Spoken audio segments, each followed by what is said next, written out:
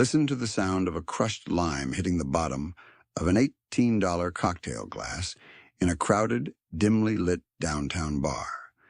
Listen to the loud, overcompensated laughter echoing off the exposed brick walls. That is not the sound of success. That is the sound of thousands of exhausted people celebrating the absolute bare minimum, surviving another 5 days of trading their finite, unrecoverable existence for a direct deposit. They call it happy hour. But there is nothing happy about it. It is a synchronized, highly engineered wealth extraction event. Look at Carlos. He's sitting in a corner booth right now, ordering a second round of premium tequila for the table. Carlos is 32, works mid-level management at a regional logistics firm, and drives a financed SUV that costs him $800 a month. He projects the aura of a man who has his life entirely under control. But if you strip away the designer label on his shirt, Carlos is just a high-income Godinez, a textbook corporate drone who just got his quincena, his bi-weekly lifeline, and is physically rushing to bleed it dry before Monday morning. He taps a piece of heavy metal plastic with a 27% annual interest rate against a machine to pay for a $140 dinner. He smiles while the terminal beeps approved. He actually believes he's treating himself. He's convinced this is his rightful reward for dealing with a toxic corporate hierarchy he despises and a daily commute that is slowly destroying his posture. He doesn't realize he's actively financing his own cage. Society has force-fed you a very specific, deeply toxic lie about the concept of the weekend. The system conditioned you from childhood to view Saturday and Sunday as your sacred trophies, a designated 48-hour zone of decompression where you aren't just expected, but socially obligated to spend money to anesthetize the psychological trauma of the work week. This is a flawless psychological operation. Think about the brutal mechanics of this trap. The architects of the modern economy don't need to hold a gun to your head to keep you broke. They just need to make you so emotionally and physically drained by Friday afternoon that you voluntarily surrender your surplus capital for a temporary dopamine hit. They call it retail therapy. They call it living your best life at an overpriced Sunday brunch, where you gladly pay $40 for basic scrambled eggs and an aesthetically pleasing lighting setup, just to prove to algorithms and strangers on the internet that you aren't dying inside. A weekend built on unconscious consumerism isn't a break from the rat race. It's just the premium, neon-lit lane of the exact same maze. You step out of the corporate wheel on Friday at 5, and you immediately step onto the consumer treadmill. You're still running. You're still generating massive leverage for someone else's empire. The only difference is the flavor of the cheese on the trap. Rest, that requires an installment plan, isn't recovery. It is a ransom payment. You're buying back tiny, fleeting fractions of your own joy using future money you haven't even earned yet. And every single time you swipe that card to escape your current reality, you mathematically guarantee that you'll have to return to that exact same cubicle on Monday morning to pay off the escape. You're digging the hole deeper just to buy a better view from the bottom. But while Carlos is buying rounds to forget his flooded inbox, and while millions of others are swiping their way through the 104 weekend days they get every year, a completely different, ruthless game is being played in the shadows. The top 1%, the actual owners of the Matrix, aren't at the crowded bar. They aren't waiting in line for a table. They're executing a silent, almost invisible routine, a habit so profoundly boring, so entirely devoid of social validation, that the average exhausted worker cannot even comprehend it. And once you realize what they're quietly building while you're busy numbing the pain, you can never unsee it. Phase 2. The emotional harvesting machine. The modern entertainment industry is not designed for your relaxation. It's a highly calibrated, predatory infrastructure. Look at the architecture of the spaces you flock to the Second Friday hits. The deafening music in those trendy downtown restaurants isn't a stylistic choice. It's an acoustic weapon designed to prevent deep conversation, increase your resting heart rate, and force you to consume alcohol faster. They want you overstimulated and completely detached from the rational part of your brain that knows your credit card is already in the red. You walk into these meticulously designed venues, convinced you're a sophisticated patron. In reality, you're just a highly predictable data point entering a psychological slaughterhouse. The menus don't have currency symbols. The lighting is mathematically optimized to make everyone look successful. Every detail is engineered to separate the exhausted professional from the cash they just traded 40 grueling hours to acquire. This is the darkest paradox of the middle-class compensation model. You don't get paid to build wealth. You get paid just enough to tolerate the misery of your employment, and then you're funneled into consumer environments designed to extract that exact payout. You're nothing more than a biological battery powering an economy of cheap distractions. Real exhaustion cannot be cured by a premium cocktail or a weekend getaway. It can only be cured by equity and ownership. But ownership requires the one thing the system aggressively trains you to hate: isolation. Let's dissect the retail therapy trap. You tell yourself you're buying an experience. You book the overpriced boutique hotel. You buy the VIP tickets. You order the imported Wagyu. But you aren't buying an experience. You're buying temporary amnesia. You're paying a ridiculous premium to forget the name of your micromanager, to forget the suffocating commute, and to ignore the horrifying reality that your financial existence depends on a corporation that would replace you in 48 hours if you dropped dead at your desk. They built a global infrastructure where the lab rat enthusiastically pays for its own bait, completely oblivious to the fact that the cage just got significantly tighter. The consumer credit system thrives on this emotional exhaustion. They know you're too tired to read the fine print.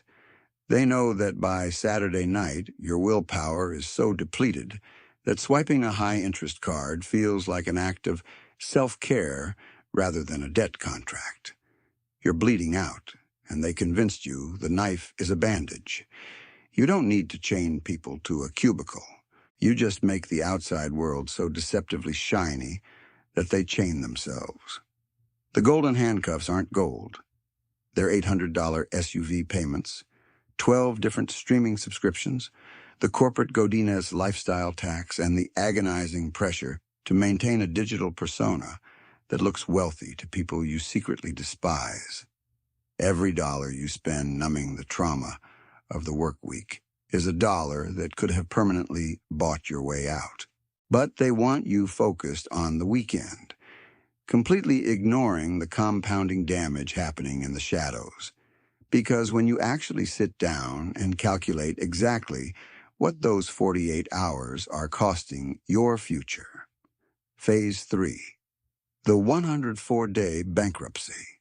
Let's strip away the emotion and look at the brutal, unfeeling math of your supposed freedom.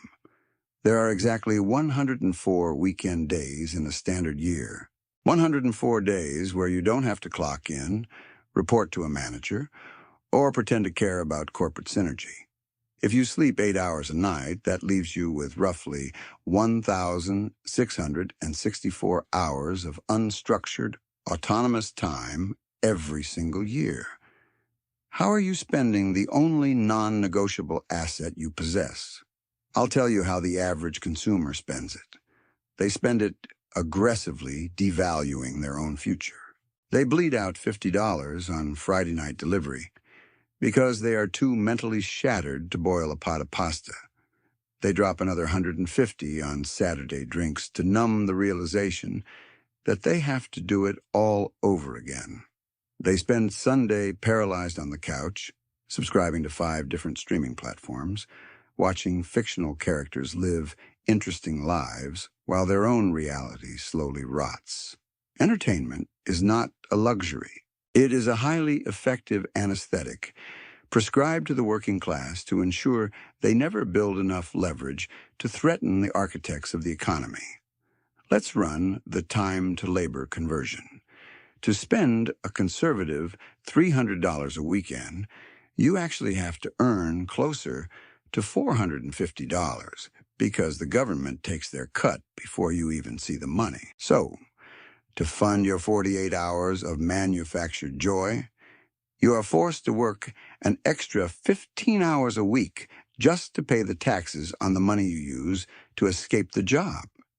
Do you see the insanity of this loop? You are trading the best years of your cognitive and physical prime to fund an infrastructure designed to keep you subservient. You are financing the walls of your own maze, brick by extremely expensive brick, and the system loves this. The credit card companies send you platinum-colored plastic to make you feel like a VIP while they harvest 27% yields off your exhaustion. You become the perfect, obedient lab rat, running the Monday to Friday wheel to generate profits for your boss, and spinning the Saturday-Sunday wheel to generate dividends for Visa and MasterCard. The trap is perfectly cyclical. You spend your capital to recover from work, leaving you with zero equity, which means you have absolutely no choice but to wake up on Monday and sell your time all over again. You are perpetually broke on the balance sheet of time. Look at the people around you this weekend. Look at the crowded patios in the shopping centers. They all look like they are winning. They have the latest phone, the designer sunglasses, the aesthetic cocktails. But behind the filters, they are suffocating.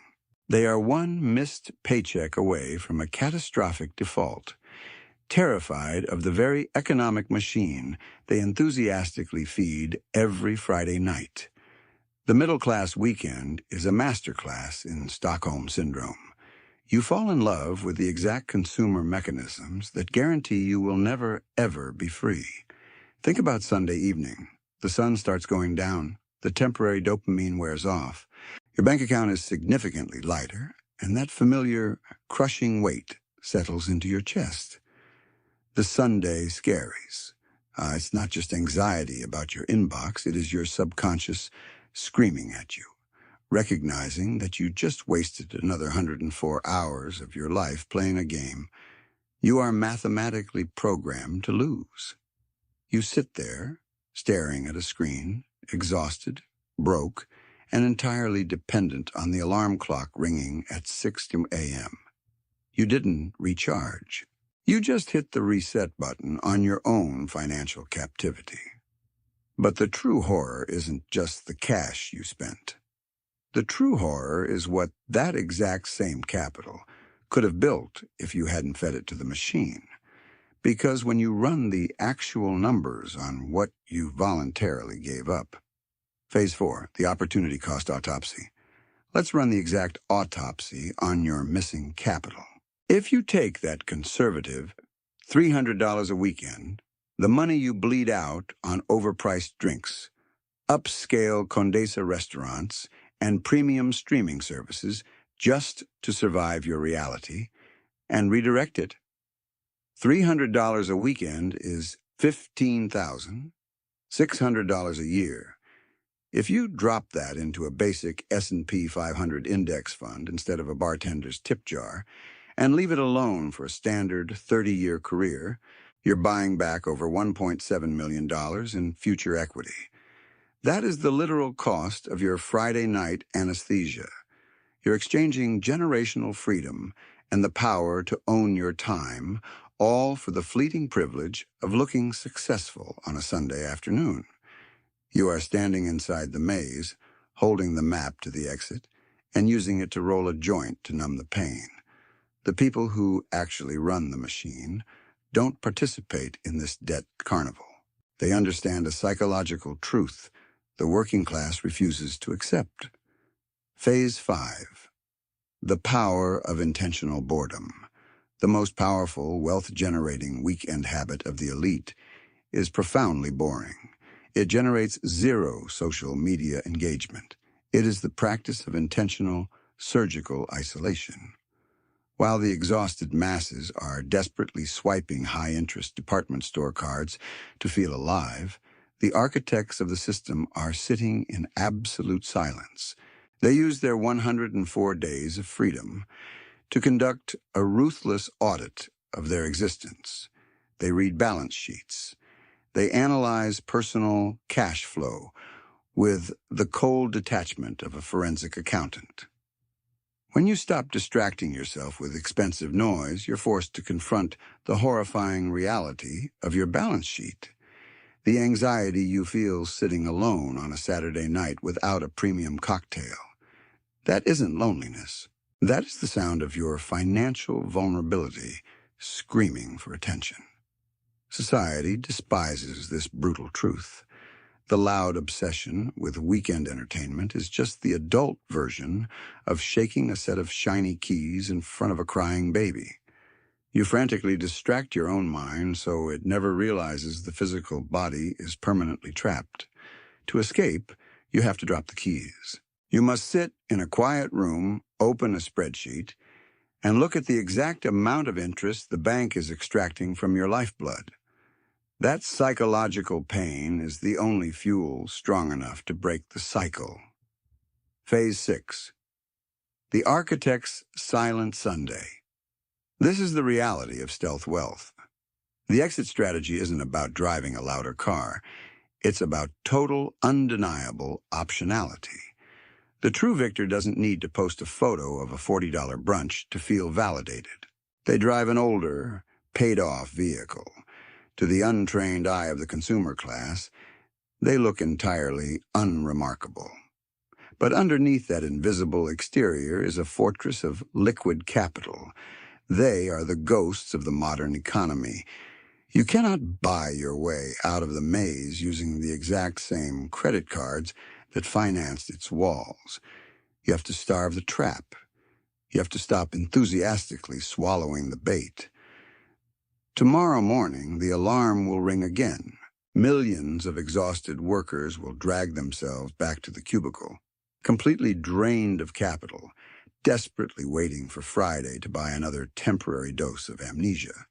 But somewhere, in a quiet house with no forced laughter, a silent architect will wake up. They'll look at their accounts.